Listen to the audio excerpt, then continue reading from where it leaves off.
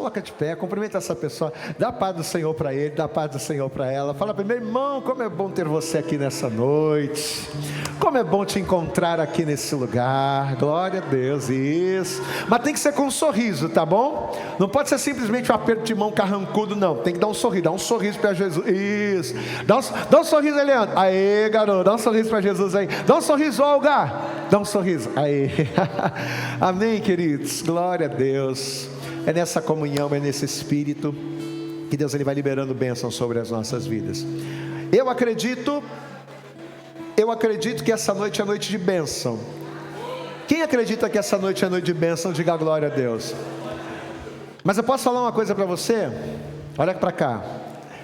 Essa noite é noite de bênção, eu acredito muito nisso. Mas Deus vai te pegar hoje. Fala para essa pessoa que está do teu lado, dá uma cutucada nela, fala assim, ó, Deus vai te pegar hoje. Fala para ele assim, ó, hoje vem chumbo grosso. Amém? Quem está preparado para ouvir aquilo que Deus tem para você, diga glória a Deus. Rapaz, quando Deus nos deu essa palavra, primeiro a gente tomou uma varadinha, né? Primeiro a gente tomou uma paulada do Espírito Santo. Aí quando Deus nos deu essa palavra, eu falei assim, Senhor, mas palavra tão dura, tão pesada, é isso mesmo? Aí o Espírito Santo falou, é isso mesmo. Então, é isso mesmo. Quem veio para ouvir a voz do Senhor aí, diga glória a Deus.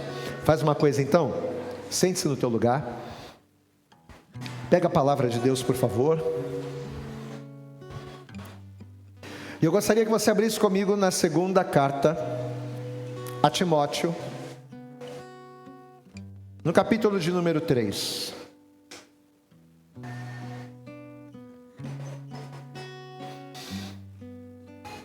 Segunda carta a Timóteo, capítulo de número 3.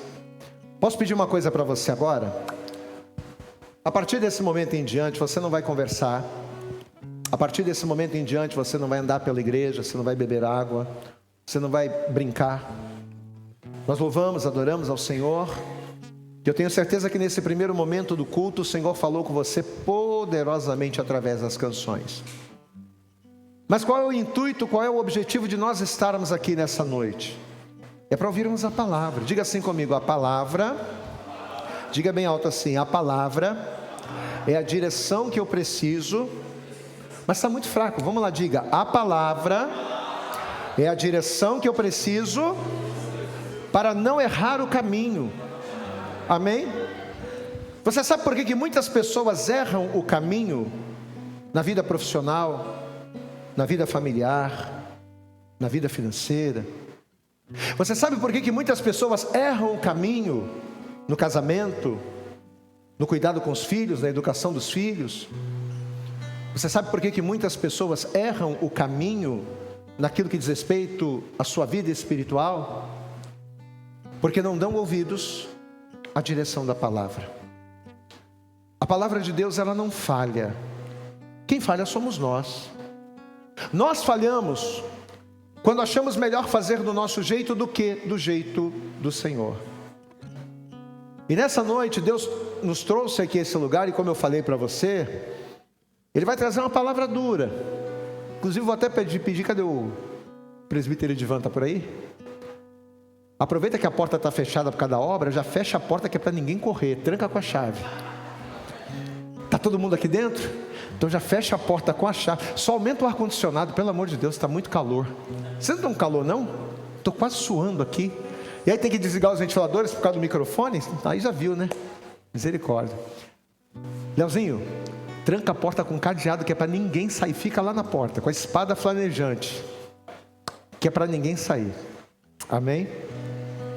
Vamos lá, gente. 2 Timóteo, capítulo de número 3. Hoje não tem canção? Antes da palavra? Quem quer cantar? Rapaz, não pensei em nada. Você pensou em alguma coisa? Hã? Quando um homem judeu viu a sede que havia em mim, Mas na verdade tudo isso aqui é uma preparação, tá? Isso aqui é para a gente poder afofar a terra, porque vem cipuada agora. Isso aqui é só para dar uma, né? Para dar uma melhorada. Mas vamos lá, vamos para a palavra, vai. Chega de ameaça. 2 Timóteo capítulo 3, a partir do versículo 1, diz assim a palavra: sabe, porém, isto, que nos últimos dias sobrevirão tempos trabalhosos, em algumas traduções, tempos difíceis, porque haverá homens amantes de si mesmos, avarentos, presunçosos, soberbos, blasfemos, desobedientes aos pais e mães, ingratos, profanos, sem afeto natural, irreconciliáveis, caluniadores, incontinentes, cruéis, sem amor para com os bons, traidores, obstinados, orgulhosos, mais amigos dos deleites do que amigos de Deus, tendo aparência de piedade, mas negando a eficácia dela. Destes, o que a gente tem que fazer? Afasta-te. Em algumas traduções, fique longe desses. Fique longe desses. Um dos sinais dos últimos tempos será esse aqui. Não apenas, os terremotos, não apenas as pestes, não apenas as guerras ou os rumores de guerras, mas nos últimos tempos, um dos sinais que vão despontar será esse aqui. Mas a revelação que Deus nos deu nessa palavra vai muito mais além do que aquilo que a gente pode imaginar. Porque às vezes nós imaginamos que estes homens ou estas pessoas estão muito longe de nós. Mas o que o Espírito Santo nos fez enxergar, nos fez entender, é que essas pessoas aqui estão mais perto de nós do que nós imaginamos. Eu vou ler mais uma vez, estamos em 2 Timóteo capítulo 3, versículo 1. Sabe, porém, isto, que nos últimos dias sobrevirão tempos trabalhosos, porque haverá homens amantes de si mesmos, avarentos, presunçosos, soberbos, blasfemos, desobedientes aos pais e mães, ingratos, profanos, sem afeto natural, irreconciliáveis, caluniadores, incontinentes, cruéis, sem amor para com os bons, traidores, obstinados, orgulhosos, mais amigos dos deleites do que amigos de Deus, tendo aparência de piedade, mas negando a eficácia dela. Destes, afasta-te. Amém? Estenda a mão aqui para frente. Você pode orar e abençoar a minha vida. Pede para o Senhor me abençoar nessa noite, para que essa palavra, ela não venha simplesmente ser frases soltas ao vento, mas que sejam palavras que venham germinar, que venham produzir frutos e resultados na terra dos nossos corações. Senhor, nosso Deus e Pai Todo-Poderoso, nós não estamos aqui para passar tempo, nós não estamos aqui para passear, nós não estamos aqui para entreter, nós estamos aqui para sermos instrumentos do Senhor neste lugar.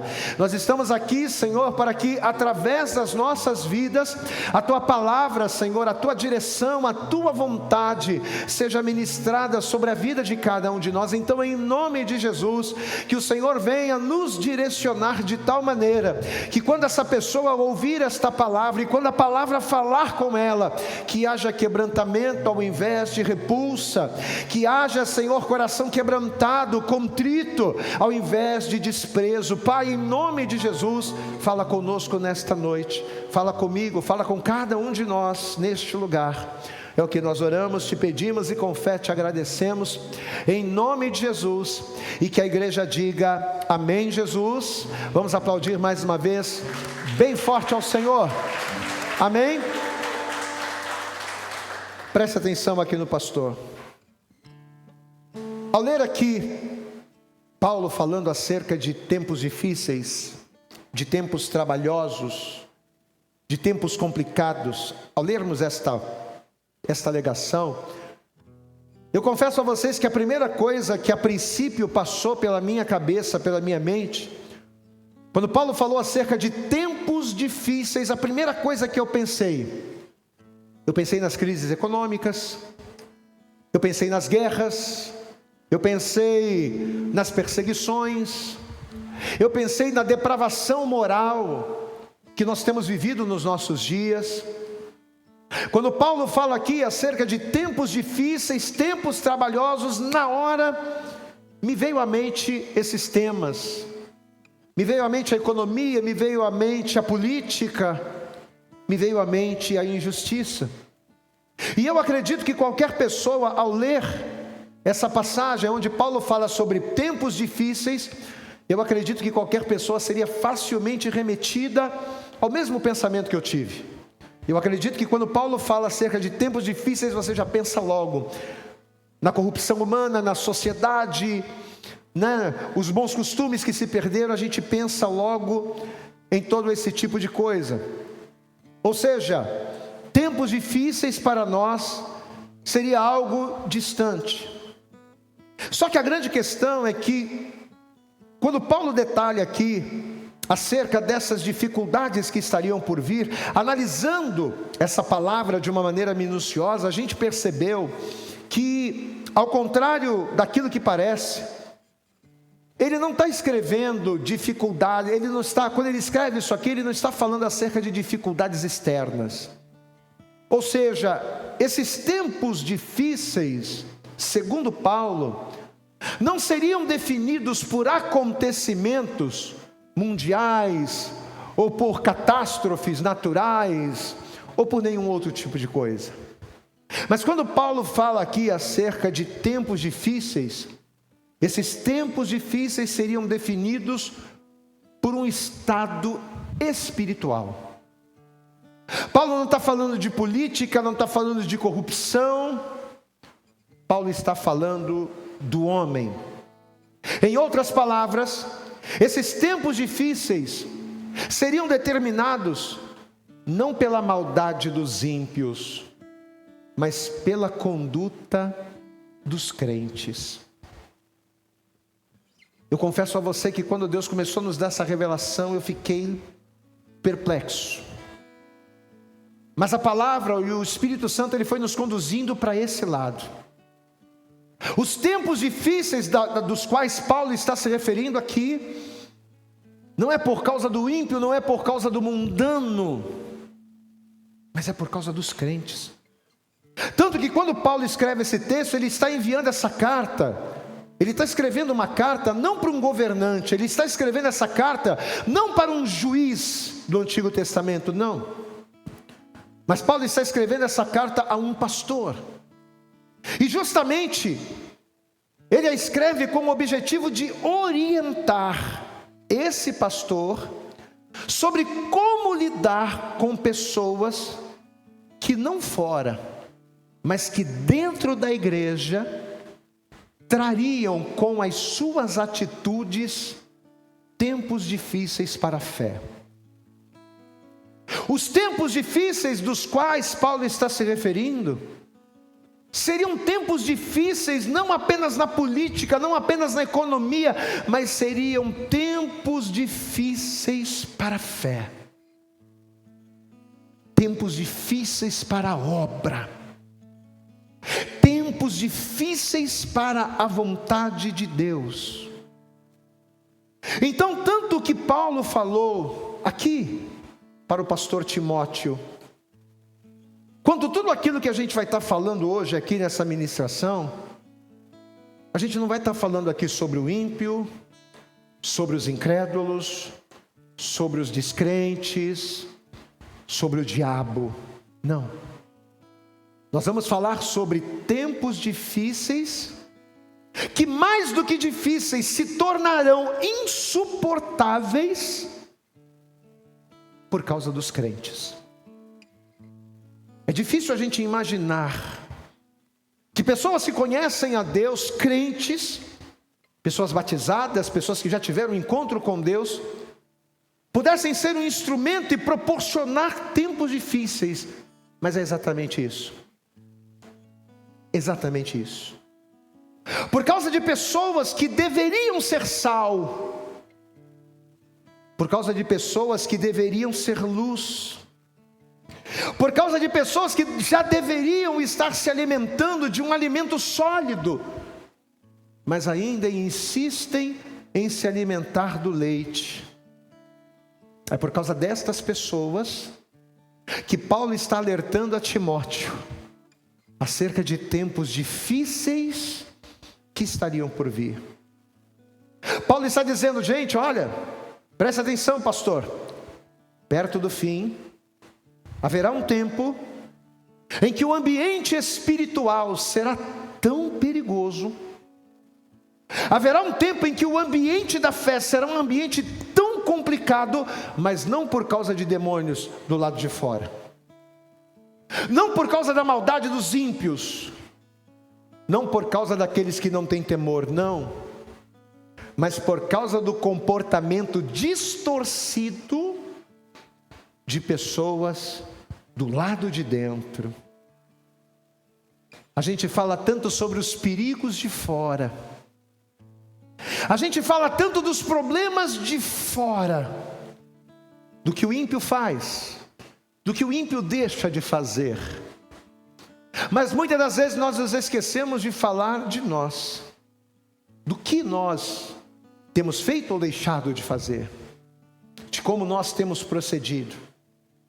Então Paulo está dizendo aqui, queridos, e essa é a revelação que o Senhor está trazendo para nós, que esses tempos difíceis que estariam por vir seriam proporcionados por causa de comportamento distorcido de pessoas de dentro da igreja. E ele deixa claro isso. Timóteo, o foco desta carta, o foco deste alerta, não são os ímpios, mas são os crentes.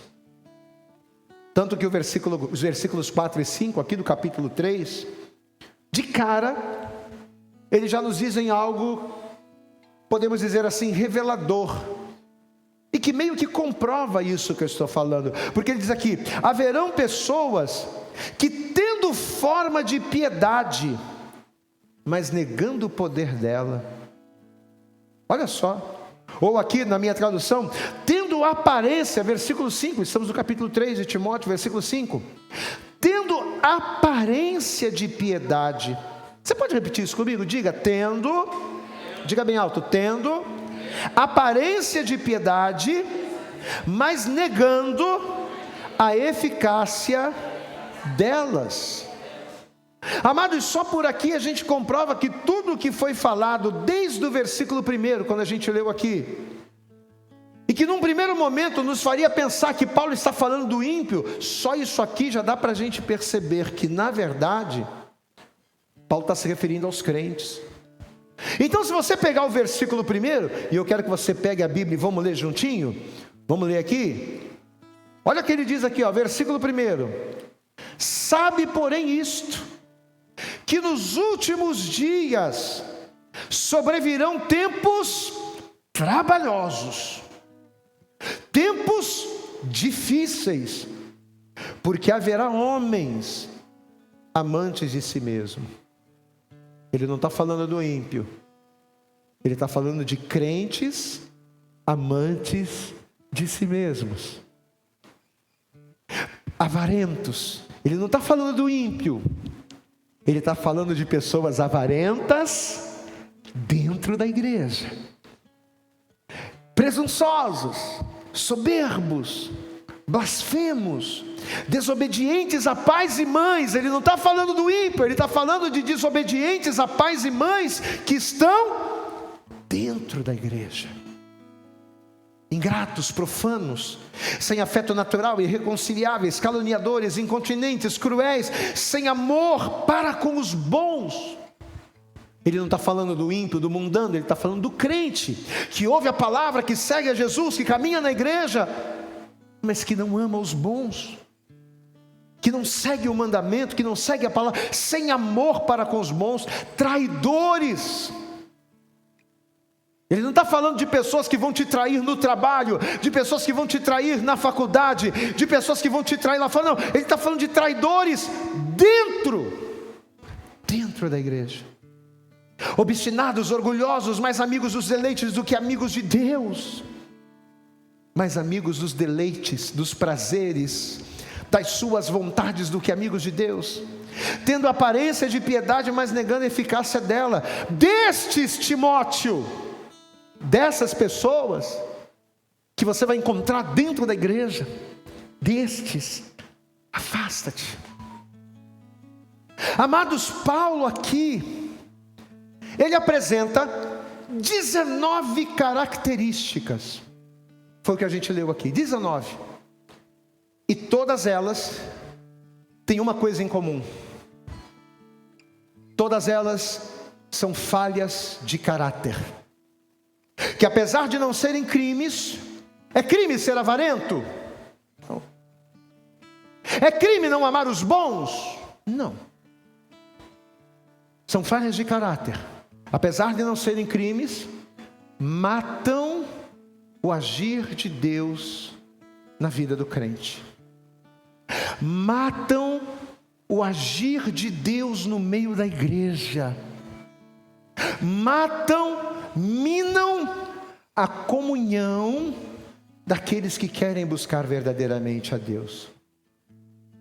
A palavra impiedade significa desprezo pelo que é sagrado. Diga comigo, impiedade é desprezo pelo que é sagrado. Então uma pessoa ímpia é uma pessoa que despreza o que é sagrado, é uma pessoa sem fé, é uma pessoa contrária à natureza de Deus. É uma pessoa contrária à natureza do Senhor. Por que eu estou falando isso? Porque aquele que é ímpio, aquele que não tem fé, aquele que despreza o que é sagrado, aquele que vive na impiedade, ele nunca vai ter forma de piedade, porque ele não faz questão. Então quando Paulo diz aqui, no versículo 5, tendo aparência de piedade, ele não está falando do ímpio, porque o ímpio não faz questão de ter aparência de impiedade. Essa descrição aí ele está falando de quê? De pessoas que frequentam cultos, como eu, como você. De pessoas que usam a linguagem cristã, paz do Senhor, meu irmão, ô varão, ô homem de Deus, Paulo está falando aqui de pessoas que conhecem a liturgia, que conhecem a palavra, de pessoas que exercem funções, mas não são curadas. Pessoas que, como Jesus disse lá em Mateus 15, versículo 8, pessoas que o honram com os lábios, mas o seu coração está o que, igreja? O seu coração está longe de mim. E sabe o que isso nos mostra, queridos? Que o maior problema dos últimos dias, o maior problema da geração do fim, não será a ausência de fé, mas o maior problema dos últimos tempos será uma fé sem transformação. O problema de muitas pessoas não é falta de fé, as pessoas creem. O problema é uma fé que não é suficiente para viver em Deus uma vida transformada. Muito se fala acerca de esfriamento espiritual. O próprio Senhor Jesus em Mateus 24 diz que por se multiplicar a iniquidade, o amor de muitos se esfriariam. Mas o que é o esfriamento espiritual, gente? Esfriamento espiritual não é falta de amor. Esfriamento espiritual não é falta de fé. O que caracteriza uma pessoa fria não é a falta de fé, mas sim uma fé insuficiente. A pessoa até crê, mas ela não crê o suficiente para obedecer. A pessoa até crê, mas ela não crê o suficiente para caminhar. A pessoa até crê, mas ela não crê o suficiente para esperar em Deus e buscar em Deus uma mudança de vida. Então o problema do crente dos últimos tempos não será a falta de fé, mas uma fé insuficiente. Uma fé insuficiente não me permite ser fiel. Por que tem tanta gente que está na igreja, mas não ora? Está na igreja, mas não jejua. Está na igreja, mas vive uma vida dupla. Está na igreja, mas não é fiel. Não jejua, não ora, não é dizimista. Por que tem tanta gente assim? Não é por falta de fé. Elas até têm fé, mas a sua fé é uma fé insuficiente para fazê-la andar pelos caminhos corretos. Uma fé insuficiente de converter ao ponto da pessoa agir como um homem de Deus. E aí o que acontece? Se eu estou na igreja, mas não sou um camarada curado, se eu estou na igreja, mas eu venho para a igreja cheio de traumas, e eu tenho fé, mas a minha fé é uma fé insuficiente, quem eu vou ser dentro da igreja?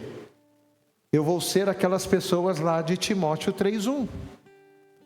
Pastor, quer dizer que a gente vai ter fofoqueiro dentro da igreja? Quer dizer que a gente vai ter traidores dentro da igreja? Homens mais amantes do deleite, dos deleites do que amantes amantes do Senhor? Sim, vamos ter. E o que origina, o que faz isso acontecer? Isso. Pessoas que têm uma fé insuficiente para viver a vida de maneira correta. Vamos ver um exemplo disso na palavra, o jovem rico. O Evangelho de Mateus, se não me engano, capítulo 19, fala sobre ele. Uma certa feita ele chegou para Jesus e disse: bom mestre, o que preciso fazer para herdar a vida? E ele falou: você conhece a palavra? Você conhece os mandamentos? Sim, conheço, claro que conheço. Vou na igreja, leio a Bíblia. Sou bênção, conheço. Honra teu pai e tua mãe. Não, essas coisas eu faço desde a minha mocidade. Que bom, então só te falta uma coisa. Vai, pega tudo que você tem, pega aquilo que te prende, pega aquilo que você ama, e se desfaz daquilo. Se desfaz das coisas, daquilo que é importante para você, e depois vem e me segue. Puxa vida, não era falta de fé. Não foi por falta de fé que o jovem rico saiu triste da presença de Jesus. Não foi por falta de fé que o jovem rico não obedeceu. E tanto ele tinha fé que desde a sua mocidade ele guardava os mandamentos. Então ele tinha fé. O problema não era falta de fé. O problema era uma fé insuficiente. Queridos, e a pergunta de Deus, a pergunta que Deus fez para mim quando me deu essa palavra, e a pergunta que Deus ele faz para cada um de nós nessa noite é: como você está na igreja? Você que vem para a igreja toda quinta, todo domingo, ou melhor, tem gente que nem na quinta vem, mesmo podendo. Mas como você está na igreja? Como é que está a tua vida com Deus? Será que você não está vivendo um esfriamento espiritual sem saber? Será que você não está vivendo um esfriamento espiritual sem perceber, achando que está quente, achando que está queimando, mas na verdade está gelado? O objetivo dessa palavra de hoje não é te apontar o dedo, não é te maltratar ou te expor, não. Mas o objetivo dessa palavra é que ela seja para nós o termômetro. Um termômetro que mostre de verdade como cada um de nós estamos com Deus. Um termômetro que mostre de verdade: peraí, eu vou na igreja todo dia, ou eu não vou na igreja, ou eu digo que sou crente, mas olha as minhas atitudes. Um termômetro que mostre como eu estou de fato. Sabe por quê, queridos? Sabe por que a gente precisa, sabe por que a gente precisa se localizar? Sabe por que a gente precisa saber como a gente está, quem a gente é? Porque muito do que não acontece nas nossas vidas, e que a gente acaba muitas das vezes colocando a culpa em Deus, que não me ouve, que não me abençoa, que não quer fazer, muito do que não acontece e que a gente culpa a Deus, querido, na verdade não é culpa de Deus não. É culpa minha, é culpa nossa. Sabe por que tem coisas na nossa vida que mesmo na igreja a gente não consegue viver? Não é por culpa de Deus, é culpa dos meus excessos. Glória a Deus, amados. Timóteo 3, é culpa dos meus excessos. A gente se excede demais naquilo que a gente não deveria, e a gente se preocupa de menos com aquilo que é fundamental. Com aquilo que é fundamental a gente não liga. Agora, com coisas banais a gente se excede. Então muito do que não acontece na nossa vida não é culpa de Deus, é culpa da nossa falta de domínio próprio, da gente não saber colocar limites, da gente não saber obedecer limites. Está lá no que Paulo falou. Homem sem limites. Muito do que não acontece na minha vida é culpa da minha carnalidade, é culpa da nossa crueldade. A gente é cruel, a gente às vezes está dentro da igreja, levantando a mão, dando glória a Deus e aleluia, mas a gente é cruel quando fala dos outros. A gente é cruel ao apontar o dedo, a gente é cruel ao falar mal.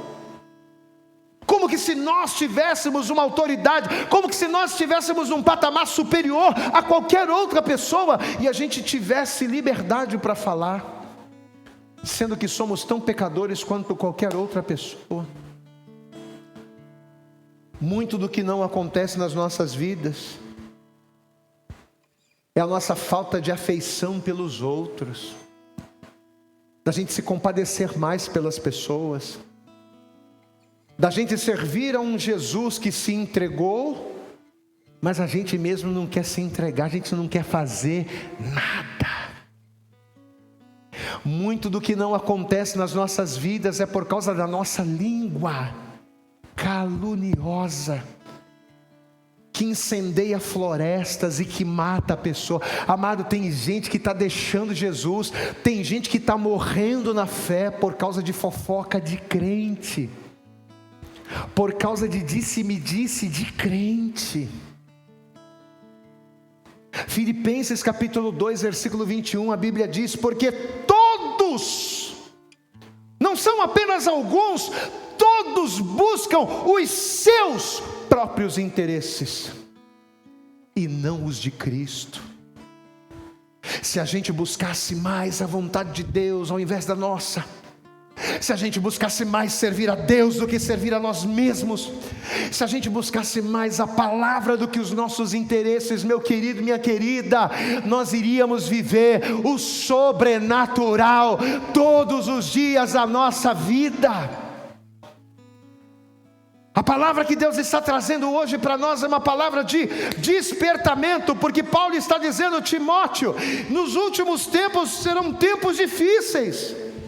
E a gente está achando que sinal da vinda de Cristo é só terremoto, é só guerra, é só rumor de guerra. Não, nos últimos tempos nós teremos tempos trabalhosos, porque os crentes vão ficar loucos, porque os crentes vão perder a linha, porque os crentes vão estar dentro da igreja, mas vão parecer mundanos. Mas aqueles que confiam no Senhor, aqueles que esperam no Senhor, esses terão sobre as suas vidas a boa mão do Senhor em todas as situações. Você pode aplaudir bem forte a Ele, amado. Permaneça fiel, anda na palavra. Amantes de si mesmos, foi o que a gente leu, foi o que Paulo disse para Timóteo. Dentro da igreja, os homens serão amantes de si mesmos. Amarás ao Senhor teu Deus de todo o teu coração, o primeiro grande mandamento. Amarás ao teu próximo como a ti mesmo.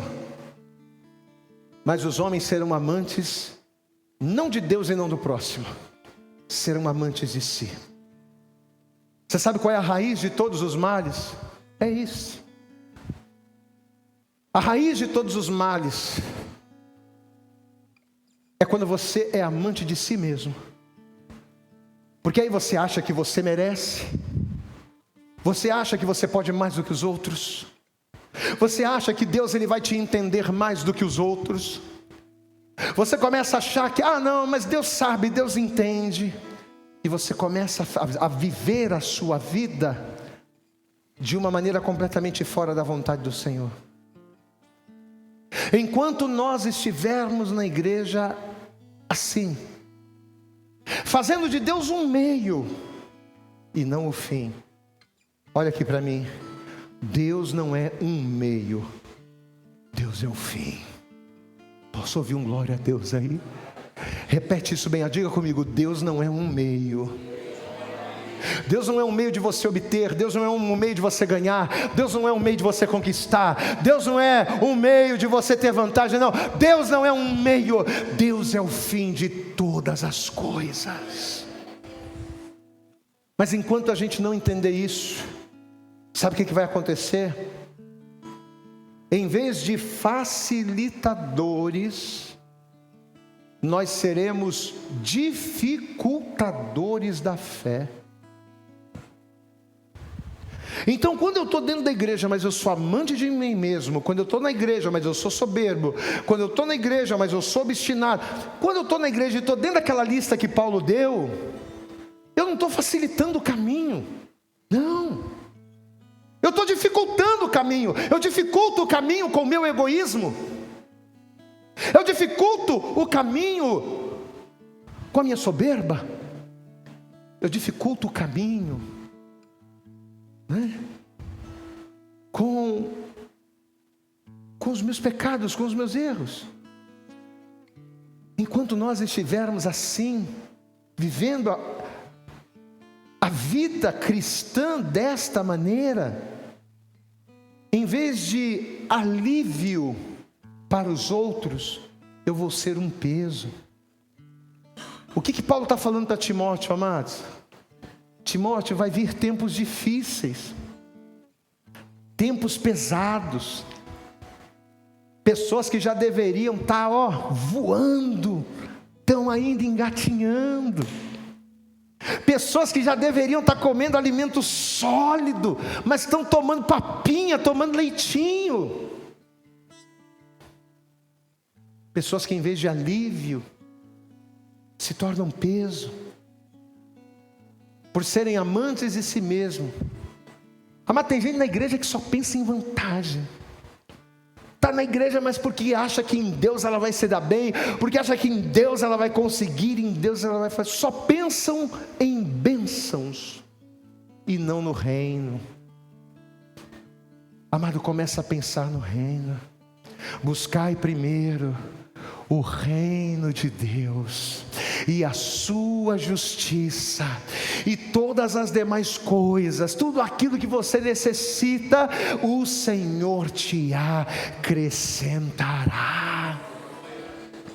Mas o problema é que a gente está invertendo a coisa. Em vez de a gente buscar primeiro o reino, a gente está primeiro buscando a bênção, a gente está buscando primeiro todas as coisas, e não dá mais.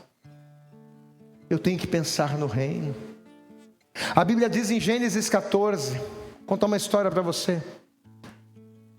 Em Gênesis 14 a Bíblia diz que depois que Abraão, com seus 318 homens, depois que Abraão venceu aquela guerra, houve uma guerra de 4 reis contra 5 reis, e aqueles 4 reis venceram os 5, e o sobrinho de Abraão havia sido levado. Então Abraão, agora com 318 homens, ele vai lá e vai vencer essa guerra, ele vai resgatar o seu sobrinho. E diz a palavra que depois que Abraão teve aquela grande vitória em Deus, e olha, foi Deus, porque o que 5 reinos não conseguiram fazer, Abraão fez com 318. Você pode dar glória a Deus aí, amados? 5 reis não conseguiram, Abraão com 318 anos. Olha como é bom a gente andar com Deus. Você pode não ter espada, você pode não ter escudo, você pode não ter guerreiro, você pode não ter cavalo, mas se você tem o Senhor, você tem tudo, meu querido. Você pode não saber estudo, você pode não ter estudo, você pode não ser tão inteligente, você pode não ser tão influente, mas se você tem Deus, você tem tudo. Glória a Deus, amado. Aí o Abraão, com 318 homens, vai ter aquela grande vitória, venceu o inimigo. E diz a Bíblia que depois dessa vitória, 2 reis vão até a presença de Abraão, vão procurar Abraão: o rei de Sodoma e o rei Melquisedeque, rei de Salém. Os 2 vão chegar diante de Abraão.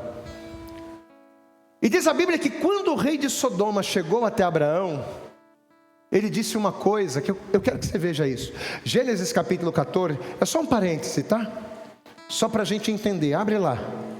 Gênesis capítulo 14. Olha o que diz aqui o versículo de número. Vamos ler a partir do versículo 18, que fala sobre Melquisedeque também. Gênesis 14, versículo 18 diz assim: e Melquisedeque, rei de Salém, trouxe pão e vinho, e era esse sacerdote do Deus Altíssimo. E abençoou e disse: bendito seja Abrão do Deus Altíssimo, o possuidor dos céus e da terra. E bendito seja o Deus Altíssimo, que entregou os teus inimigos nas tuas mãos, e deu-lhe a Abraão o dízimo de tudo. Glória a Deus, amados. Agora olha o versículo 21. E o rei de Sodoma disse a Abraão, olha o que ele vai dizer: depois dessa vitória que você teve, Abraão, faz uma coisa: dá-me as minhas almas, e a fazenda pode ficar para você. Glória a Deus, igreja. Olha para mim. Olha o que o rei de Sodoma vai dizer para Abraão. Faz uma coisa, Abraão, você teve essa vitória, me dá para mim as almas. Pode ficar com despojo, pode ficar com a riqueza, fica com a prosperidade, mas as almas você me dá. Glória a Deus, amados. Guarde isso: servir a Deus é uma guerra. Repita isso, diga: servir a Deus é uma guerra. Quando você entrega a sua vida para Jesus, você não entrou somente numa igreja. Guarda isso, tá? Quando você entrega a tua vida para Jesus, se batiza nas águas e começa a congregar, você não está entrando só numa igreja, mas você está se alistando em um exército. E esse exército luta por uma bandeira. Todo exército luta por uma bandeira. Todo exército luta por um ideal. E que ideal é esse, pastor? Quando eu entro para a igreja, quando eu me alisto no exército do Senhor, eu luto por uma bandeira. E qual é a bandeira? Qual é o ideal? Não é ser curado, não é ser rico, não é ganhar dinheiro, não é ganhar vantagem. Quando você entrega a tua vida para Jesus e você se alista no exército do céu, a tua bandeira, a tua luta é declarar em vida que Jesus Cristo é o Senhor, para que depois da morte nós venhamos morar com Ele na glória. Glória a Deus, igreja. Então, quando a gente entrega a vida para Jesus, a gente se alista no exército. E a nossa batalha é para quê? É para que em vida a gente possa declarar que Jesus é o Senhor. É declarar em vida que Jesus Cristo é o Senhor. Para quê? Para que todos os homens, para que toda a humanidade saiba que o Senhor é Deus. Em outras palavras, o propósito é o reino. Diga comigo: eu sirvo a Jesus. Vamos lá, o pastor está te ensinando. Vamos lá, diga: eu sirvo a Jesus para servir o propósito do reino. E sabe qual é o propósito do reino? São pessoas. Diga comigo: o propósito do reino são pessoas. O rei de Sodoma chegou para Abraão e disse assim: ô Abraão, pode ficar com a prosperidade, pode ficar com a riqueza, pode ficar com o dinheiro, só me dá as pessoas. Só que Abraão, ele não estava alistado no exército da terra. Abraão é soldado do exército do céu. E ele vai dizer para o rei de Sodoma: não, as pessoas eu vou levar. Eu não estou nessa por dinheiro, eu não estou nessa por prosperidade, eu não estou nessa por vantagem. Eu estou nessa por Deus. Você pode aplaudir bem forte ao Senhor, meu amado. O propósito da sua caminhada não são as coisas, é o reino. Diga glória a Deus. Só que o problema é que de tempo em tempo, quando o rei de Sodoma vem, e quem representa o rei? Quem é o rei de Sodoma, igreja? Quem é o rei de Sodoma, igreja? Satanás. O problema é que quando o rei de Sodoma vem, ele vem para quê? Para nos desviar do propósito. E aí ele vem dizer para a gente a mesma coisa que ele disse para Abraão. Me dá as pessoas, me dá o teu chamado, me dá o teu propósito. Para esse negócio de caminhar, de ir para a igreja para ganhar alma, esse negócio de ir para a igreja para ser instrumento. Não, vai lá para você buscar a tua prosperidade, vai buscar a tua cura, vai buscar os teus interesses, vai resolver os teus problemas. É isso que o rei de Sodoma fala. Essa é a proposta. Fique com as coisas e se esqueça do propósito. Sabe qual foi a pergunta que o Senhor me fez quando nos deu essa palavra? E sabe qual é a pergunta que o Senhor está fazendo para nós essa noite? Com que você tem ficado? O que é que você tem escolhido? Você tem escolhido os despojos ou as pessoas? Você caminha para a igreja, mas você tem escolhido o quê?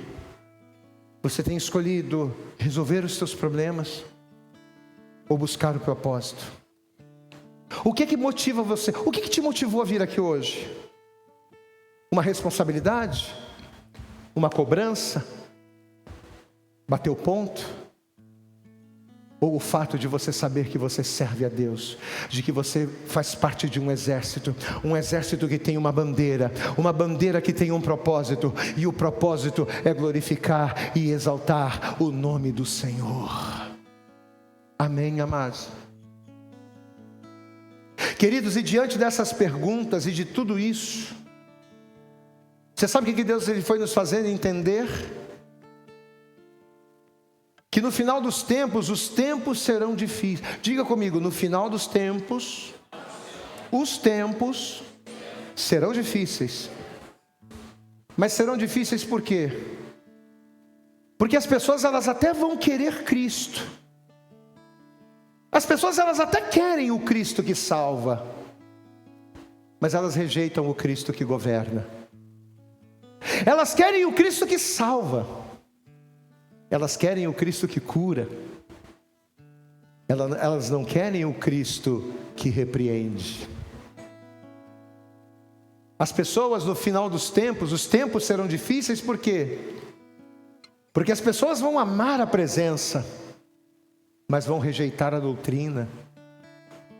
As pessoas gostam de movimento, de barulho, glória a Deus, aleluia, e de fogo e de movimento. As pessoas vão amar a presença, mas vão rejeitar a palavra. Os tempos serão difíceis, Timóteo, sabe por quê? Porque as pessoas até vão querer vir após ele, mas elas não vão querer negar a si mesmos, tomar a sua cruz para segui-lo. Só que o mais triste de tudo é que a orientação que o apóstolo Paulo vai dar a Timóteo, quando essas coisas começassem a acontecer, a orientação que Paulo vai dar, a direção que ele vai dar, quando esses tipos de pessoas começarem a aparecer dentro da igreja, vai ser qual? Você lembra? Você lembra que a gente leu lá em Timóteo? Vamos lá, já estamos caminhando para o fim. Abre lá.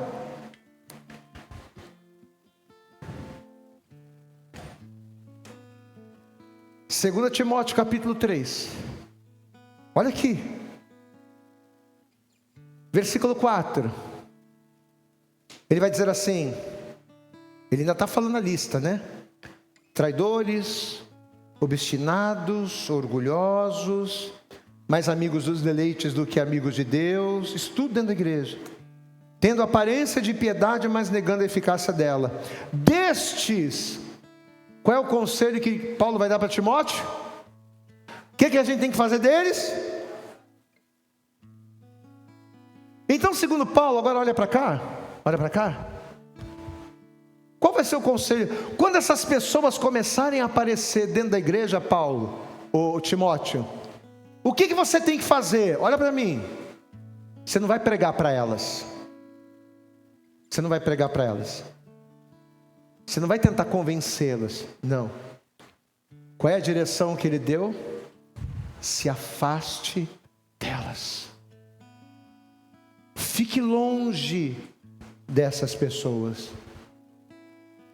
Paulo não manda Timóteo debater. Paulo não manda Timóteo tolerar. Paulo não manda Timóteo normalizar. Não. Ele manda o quê? Discernir. Discerniu, entendeu? Se afasta. E por que ele fala para se afastar, igreja? Sabe por quê? Porque o mau comportamento contamina. Diga comigo, o mau comportamento contamina. 1 Coríntios 15:33. As más conversações corrompem os bons costumes. Se você prega, se você ensina, se você ministra e a pessoa continua da mesma forma, se afasta dela. Porque senão o mau comportamento dela vai acabar contaminando e vai acabar tirando você da fé. Então por que Paulo manda se afastar? Porque não adianta. Aparência sem poder confunde os novos. Tolerância sem confronto destrói a igreja. E mais uma vez o Senhor pergunta: quem somos nós? Olha para mim. Quem somos nós? Quem eu tenho sido? Quem você tem sido? Será que nós temos sido alguém que só tem aparência de piedade? Só tem aparência de crente? Mas lá na nossa casa, lá no nosso trabalho, a gente mostra quem é? É sobre isso que a palavra está falando. Será que a gente tem aquela aparência de espiritual só para esconder a nossa carnalidade? Às vezes a gente reclama tanto da política, da corrupção, da justiça cega. É ou não é verdade? A justiça no Brasil está doente. A gente reclama tanto dos políticos que são ladrões, corruptos. Mas a grande verdade é, queridos, que os tempos difíceis não começam no governo. Os tempos difíceis não começam na política. Os tempos difíceis não começam na economia, não começam no mundo. Os tempos difíceis, eles começam quando a igreja perde o temor. É quando o servo de Deus se cala. É quando o servo de Deus se esconde. É quando fomos chamados para ser sal, mas não salgamos mais. É quando a gente é chamado para ser luz, mas a gente não ilumina mais. Os tempos difíceis começam, sabe quando? Quando a igreja perde o propósito. A nossa política está assim por causa da igreja. A economia e todos os males, todas as mazelas que a gente vive reclamando. Ô povozinho insuportável, esse povo brasileiro que sempre dá um jeitinho brasileiro para tudo. Pois é, mas isso é de berço. E até a igreja já tem dado jeito brasileiro para as coisas. Igreja que põe luz no gato. Igreja que faz falcatruas. Eu falei que Deus ia te pegar porque Deus me pegou primeiro. Posso ouvir um glória a Deus, amados?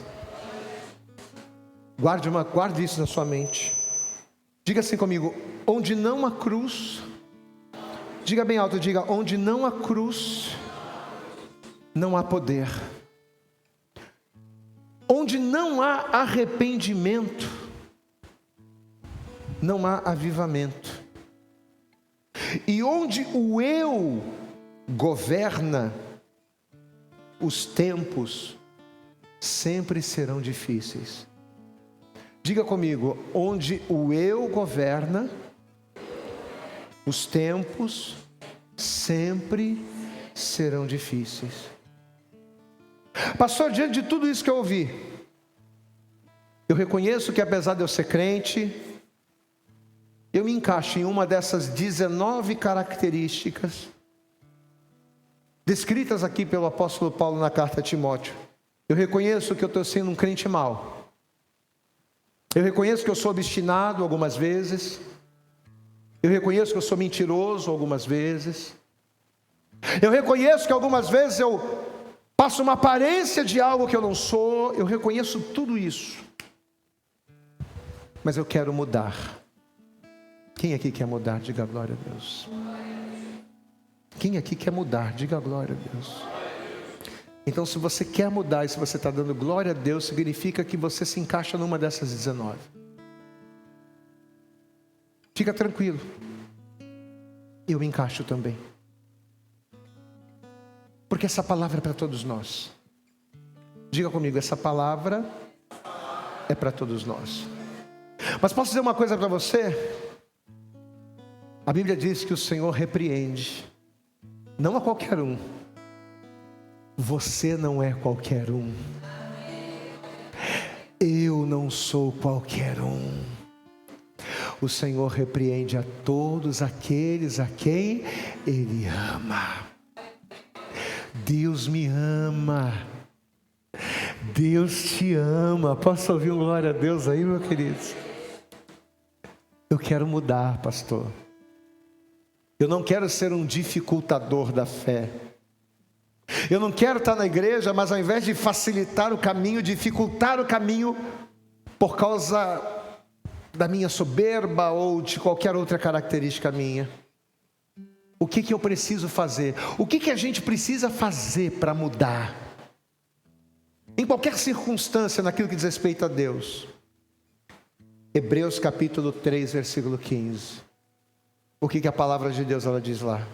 Diz assim: se ouvirdes hoje a voz do Senhor teu Deus, não endureçais o vosso coração. O que eu preciso fazer para mudar? Para não ser mais um crente ruim, para não ser mais um crente que está fora da linha, para não correr o risco das pessoas se afastarem, porque foi o conselho que Paulo deu a Timóteo: se afasta. As pessoas vão começar a se afastar. Então, antes que isso aconteça, o que eu preciso fazer? Quando ouvirdes a voz do Senhor teu Deus, não endureça o teu coração. Diga: essa palavra é para mim. Essa palavra é para mim. E diz: Senhor, a partir de hoje eu quero ser diferente. Quem quer ser diferente? Quem quer ser melhor aqui? Diga glória a Deus. Qual é a palavra profética para o ano de 2026, amados? 2026 será um tempo de romper. E nós vamos romper em nome de Jesus, amém? Amém? Glória a Deus. Se coloca de pé em nome de Jesus. Toda a igreja se coloca de pé. Faz um dó maior para mim.